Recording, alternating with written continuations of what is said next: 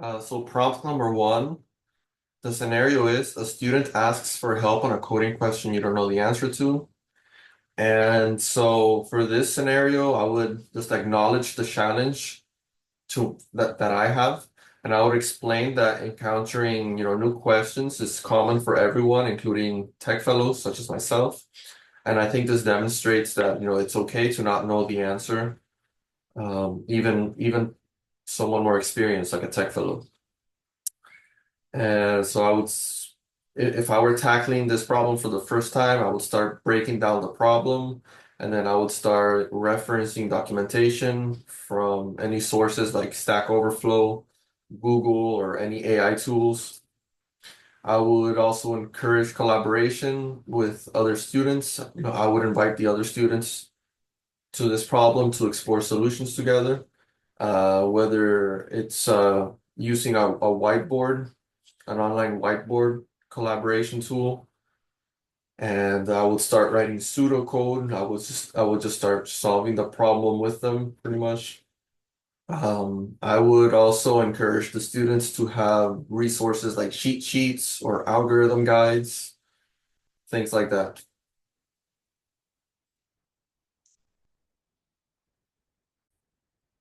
So for scenario two, so for prompt two, the scenario that I'm answering is when the students are in a breakout room and they're working independently instead of using the umpire method.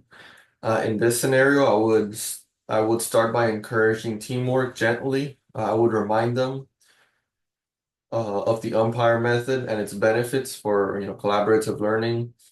I would suggest ways that they could start collaborating, such as one student can start with the U step, which is understand the problem out loud. I would ask him to verbalize his thoughts.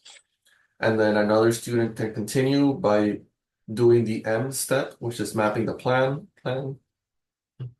I would verbally reassure them. I would reassure them that verbalizing their thoughts is more effective than just trying to solve it in their head. And verbalizing their thought process can help to reinforce their learning. If all else fails, I would appropriately escalate the problem to a supervisor. I would explain to them the steps that I took to solve the problem, and yeah, I would escalate if there's resistance from the students. I would flag the breakout room or the group and just escalate it to a supervisor. Okay, so now I'm gonna be doing prompt three, which is explaining binary search. So for binary search is sufficient for sorted arrays because it can pretty much divide the problem in half at every iteration.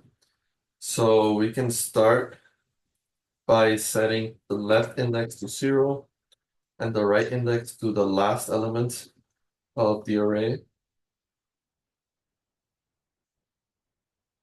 And then we do a while loop. So while left is less than right, because we're going to be moving either the left pointer to the right or the right pointer to the left, and we want to make sure that they don't cross. And then we calculate the midpoint, the middle index, which would be left plus right divided by 2 in parentheses.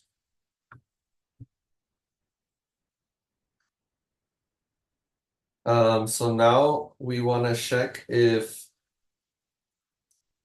the middle element, so the element index mid,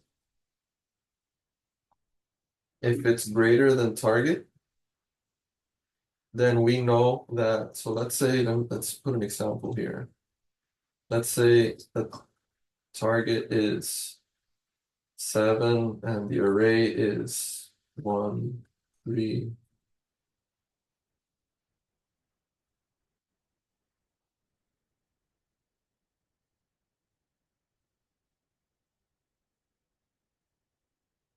So if so mid here would be 0 plus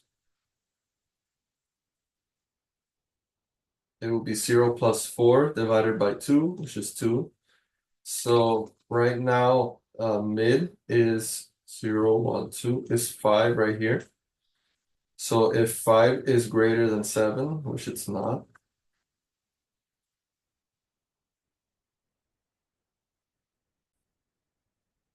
so in the case that the element at index mid is greater than the target, then we can move the right index to mid. If the element at mid is less, actually the first check should be if the middle element is equal to target, then we can return true.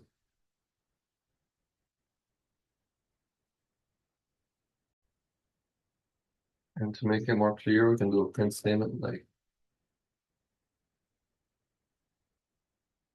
target found at index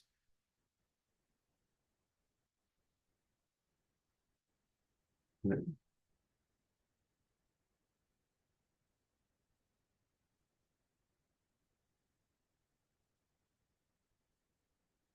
If the element at the index mid is greater than the target, then we can reassign the right variable to be equal to mid, effectively eliminating half of the array. If the element at mid is less than the target, then we can reassign left to be equal to mid. So, oh, and outside of the while loop, if we don't find anything, we can just return -1. So we can go over this example here. So left is going to be equal to 0, right is going to be equal to 4. Right, so while left is less than right, so mid is going to be 0 plus 4 divided by 2, which is 2. So the middle element will be 5 pretty much.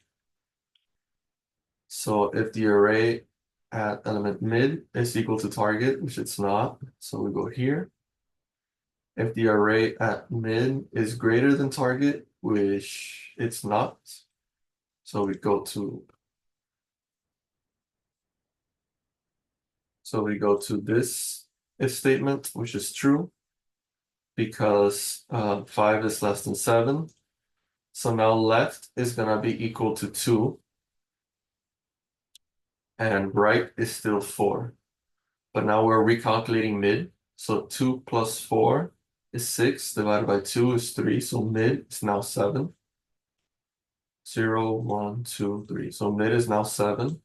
So if array at the element mid is equal to target, which is true now, we print this and we return true. And let's see if we can actually run this.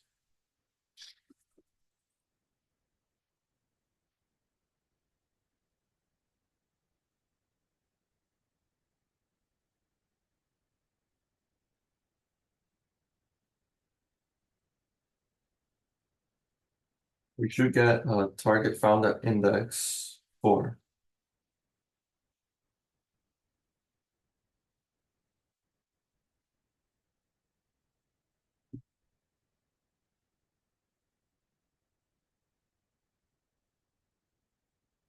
What we need to do.